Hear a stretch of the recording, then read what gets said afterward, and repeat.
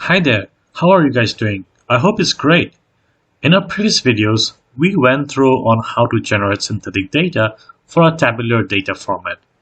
This time, we'll take the same approach for sequential data, that is time series data.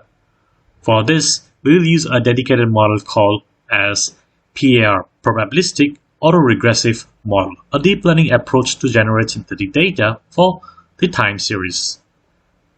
PAR allows learning multi-type, multivariate time series data and later on generate new synthetic data that has the same format and the properties as the original one. Let's quickly go over the implementation. Just like before, install the package SDV, then load a built-in sample data, data.head. Here is our data. Before we get started with the modeling, we need to define some parameters of the model as follows. Entity columns. These are the columns that indicate how the rows are associated with external entity columns.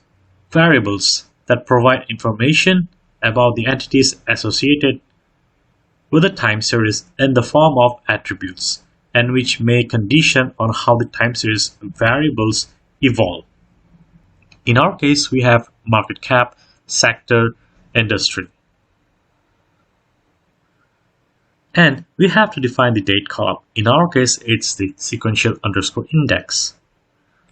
The rest of the columns of the dataset will treat them as data columns, where the PAR model will learn to generate the sequential synthetic data conditioned on the values of the context columns.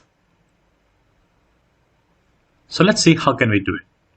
From SDV.timeSeries import par, and inside the model, par entity columns equals to entity columns, context underscore columns equals to context underscore columns, and the sequential underscore index.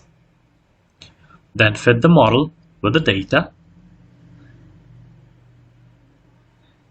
Once we have fit the model, we can now generate the sample data just like before by calling model.sample. Compare the dataset. Here we have identical table to the original one. Just like before, save the model and forward to anyone who would like to work with the same properties of the data without having access to the original data.